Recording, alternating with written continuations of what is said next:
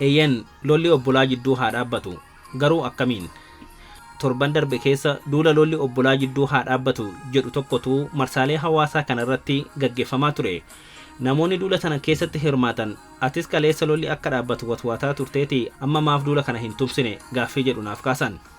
Namoonni gariin ammoo duulli sun tooftaa bilxiginnaan qabsoo ittiin laaffisuuf gadiin baatedha jechuun naaf barreessaa turan. Akeekni dhugaa duula sanii waan fedhes ta'u abbaaf fedhes duuba jiraatus walwaraansi waloo ummata keenya waggoota torban darbaniif goolaa jiru akka dhaabbatu hawwuun waanuma eebbifamaadha. Garuu ammoo duulli kun hawwii bira dabree nagaa qabatamaa fiduu danda'a? Shira yoo ta'e hoo ni milkaa'aa? Gaafilee jedhan xiinxaluun barbaachisaadha. Walwaraansi humnoota ummata tokko keessaa baahan gidduutti taasifamu civil war kan goolabamuu danda'u karaa lamaanii. Kan duraa gareen tokko yoo injifateedha jechuunis takka murni aangoo mootummaa harkaa qabu riphee lolaa dhabamsiisuu yoo danda'e yookaan ammoo riphee lolaan murna aangoorra jiru fonqolchee aangoo yoo qabateedha. Karaa lammataa walwaraansi ittiin goolabamu immoo murni lamaan araaraan dubbii yoo fixatanidha. Kana irratti yoo waliif galle duulli dhukaasni obbolaa gidduu haa dhaabbatu jedhu kun karaalee lolli dhaabbatuu ni danda'uun lamaan armaan olii keessaa kan filatee taasifamaa jira. Gareelee wal waraanaa jiran walitti araarsuuf moo isaan keessaa tokkorra aanee isa kaan dhabamsiisuun nagaa fiduufi mee karaa lamaanuu haa ilaallu. Warri duula kana eegalan akeekni isaanii araara buusuu akka ta'e himu. Mee dhugaadha jennee haa fudhannuuti araara buusuuf ni milkaa'u moo gaafii jettu haa xiinxallu. Walwaraansi Oromiyaa keessaa sadarkaa manguddoo biyyaatiin atis dhiisi jechuun dhaabbatu bira erga darbee bubbuleera. Kun waan ani jedhu osoo hin taane kan qaamonni wal waraanaa jiran lachuu amananii fudhatanidha. Bilxiginnaa fi woboonis dhugaa kana hubachuun bakka qaamonni sadaffaan jiranitti ifatti yeroo lama mari'atuun isaanii ni yaadatama. Maarree akeekni garee amma dhaadannoo dhukaasni haa dhaabbatuun socho'u warri wal waraanu lamaan marii araaraa marsaa biraatiif akka ta'an dhiibbaa gochuudha laata? Yoo san ta'e xiyyeeffannaan duula isaanii irra caalatti murna aangoorra jiru irratti ta'uu qaba ture. Sababnis waliigaltee qaamota sadaffaa waliin taasise diiguun hooggansi woboo biyyatti akka hin deebine ugguruu yaaluun carraa marii marsaa sadaffaa kan dhiphise bilxiginnaadha. Dabalataanis waamicha dippiloomaatonni marii marsaa biraatiif irra deddeebiin taasisan kan didees murnuma aangoorra jirudha. Kanaafuu akeekni duula kanaa araara buusuun wal waraansa dhaabsisuu yoo taate mootummaan marsaa biraaf akka qophaayu dhiibuun dabalatee tarkaanfilee abdii fi walamantaa uumuu danda'an confidence building measures akka fudhatu taasisuu feesisa. Tarkaanfileen kunis ajjechaa namoota nagayaa dhaabsisuu, warra hidhan gadi lakkisiisuu fi kan kana fakkaatan dabalata. Garuu barreeffamoota warri duula kana gaggeessan maxxansan yoo laallu waan akkasii argaa hin jirru. Yoo akeekni duula kanaa injifannoo murna aangoorra jiruu mirkaneessuun wal waraansa kanatti goolabbii taasisuu ta'e ammoo karaan kan biraati. Namoonni duula kana qindeessuun adda dureen maqaa dhayaman warra dursanii gara murna aangoorra jiruu goran waan ta'eef akeekni duula kanaa mootummaan jabaatee riphee loltoota dhabamsiisuun nagaa akka buusuuf tumsuuf kan kaayeffatedha shakkii jettutu jira. Mee shakkiin kun dhugaadha jennee fudhachuun carraa milkaa'uu isaa haa ilaallu. Murni aangoorra jiru tokko riphee lolaa dhabamsiisuuf waan lama gurguddoo gonfachuu isa barbaachisa. Kan duraa dirree lolaatti olaantummaa guddaa horachuu danda'udha. Kan lammataa sababoota hawaas diinagdee fi siyaasa riphee lolaan uummata keessatti akka hidda gadi dheereffatu dandeessisan furuu danda'udha. Haala qabatamaa amma jiruun humni waraanaa murni aangoorra jiru of jalaa qabu dirree waraanaa Oromiyaa keessaas ta'ee kan Amaaraatti olaantummaa gonfachuu hin dandeenye. Inumaatuu humni isaa yeroo gara yerootti laaffataa deemaa akka jiru waan nama wal falmisiisu miti. Oromiyaatti yoo xinnaate yeroo 25 caalaa Amaaraatti yeroo 7 duula xumuraa labsuun milkaa'uun hin danda'amne. Itaamaajoor Shuumiin raayyaa ittisa biyyaa woboon sadarkaa dhabamaarra akka ga'ee fi faanoon ammoo parsantii 10 qofa akka hafe erga dubbatanii ji'a 3 waan dabrenetti fakkaatu. Qabatamaan kan ta'aa jiru garuu faallaa saniiti.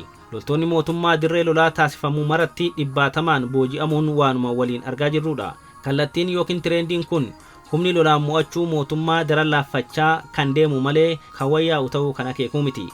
Gama sababoota hawaas diinagdee fi siyaasa sochii riphee lolaaf haala aanjessaniis yoo laalle fooyya'insi mul'atu. Ajjechaan hidhaa fi saamichi dargaggeeyyiin bosonatti akka namman godhe ni fooyya'e moo ni hammaate? Deebiin ni hammaate kan jedhu ta'uun dhugaa namuu argu. Kun ammoo sochiin riphee lolaa akka laaffatu osoo hin taane daran akka babal'atu taasise. Ragaan kanaa ammoo godinaalee sochii lolaa keessa hin turinitti babal'achuu fi kan keessaa dhabamee turetti akka haaratti jabaachuudha. Fakkeenyaaf yaaliin woboon sochii isaa gara godinaalee Arsii fi Harargeetti babal'isuuf taasise yeroo dheeraaf milkaa'uu hin dandeenye ture. Sababni kanaa ammoo naannoleen Oromiyaa kun baroota 1970moota irraa kaasee Duubbee fi dirree qabsoo hidhannoo Oromoo turuurraa kan ka'e ji'oota darban kana garuu riphee loltoonni gaara Cilaalotii hanga laga Goobelleetti laaftutti babal'achuu fi hidda gadi dhaabbachuu danda'aniiru. Kun maaliif akka ta'e hubachuuf jiraattota naannoo sanaa odeeffachaan ture.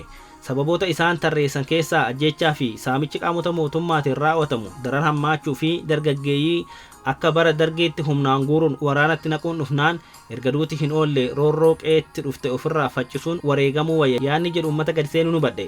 Kanarraa kan ka'e dargaggoonni kumaatamaa wobootti dabalamuu qofa otoo hin taane uummannis qeebalee jira.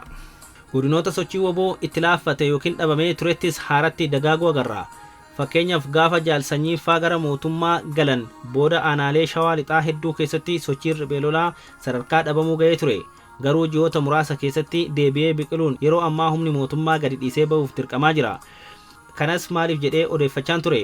Woboon bahee lolli dhaabbannaan uummanni hamma tokko gaagaama lolaa waggootaaf isa goolaa ture irraa aara galfatee ture. Garuu ammoo aara galfiin sun hedduu hin turre.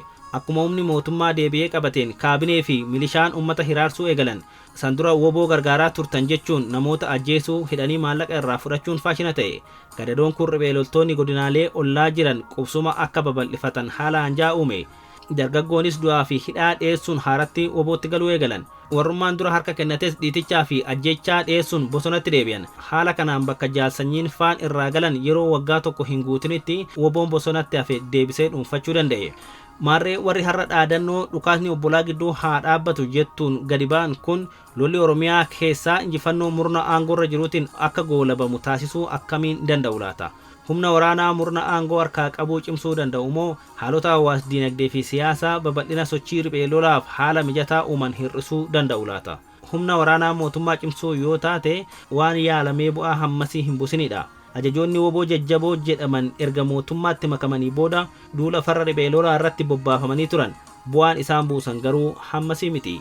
Humni waraana mootummaa kan laaffateef hanqina hooggansaa tarsiimoo fi adeemsa siyaasaa irraa kan madde waan ta'eef hamma sun furamutti namoota muraasa dhiisii miiliyoonan yoo itti makamanis deebisanii cimsuun injifannoo gonfachiisuun hin danda'amu. Ajjechaa fi saamicha qaamota mootummaa raawwataman kan dargaggeessaa fi uummanni riphee lolaatti akka hawwatamu taasisan hir'isuus yoo taate sadarkaa sirnichi irra ga'e kanatti waan milkaa'uu miti. Kana hubachuuf ammoo adeemsa umurii sirna abbaa irree awutoriteeriyaan laayif saayikil hubachuun barbaachisaadha. Murni tokko aangoo qabata, ascendancy ni jabeeffata, consolidation ni ittifata, preservation ni tortora, decay dhumarratti ni kufa, collapse. Sadarkaa lamaan jalqabaa irratti namoonni alarraa itti makamuun waaqa jechuun ni danda'ama ta'a. Sadarkaa sadaffaa irratti sirnichi nuu ofitti nama dhiyeessu. Sadarkaa afuraffaa gaafa sirnichi tortoree daddaaquun balbala banatee guuza yaammatu eegaletti ammoo dirmachuun bifa kamiituu baraaruu hin danda'u. Sadarkaan afuraffaan umurii abbaa irree sadarkaa afuraffaa golfee yookiin stage 4 cancer wal fakkaata. Yaaliin Abiy sirna abbaa irree nam tokko ijaaruuf taasise biyyattii wal waraansatti galchuun diinagdee fi nageenya biyyattii waan unkuteesseef yeroo ammaa sadarkaa tortoruu irra ga'ee jira. Kanaafuu namoonni dhibbaatamaan sabboonummaa beekumsaa fi murannoo guuttatanii itti seenanis xurii ofitti dhibuu fi waliin kufuu yoo taate malee carraa sirnicha keessan jijjiirama fidanii humneessuun carraan dirree lolaa irratti riphee loltoota akka injifatu taasisuu hin jiraatu. Har'a gaafa sadarkaa tortoruu irra ga'e kana dhiisaati warri sadarkaa jalqabaa lamaan irratti sirnichatti makamanuu jijjiirama homaa fiduu hin dandeenye. Adeemsa aangoo qabachuu hanga konboluu sirna abbaa irree irratti gara fuulduraa bal'isee waa barreessuu yaala. Walumaa galatti yaanni dhukaasa obbolaa gidduu dhaabuu jedhu gaarii ta'us tooftan hordofamaa jiru bu'aa buusuu danda'uun isaa abdachiisaa miti. Akeekni duula kanaa araara buusuun lola dhaabuu yoo taate murna aangoorra jiru irratti dhiibbaa godhuu feesisa ture. Sochii warri duula kana taasisan godhaa jiran irraa yoo laalu sana argaa hin jiru.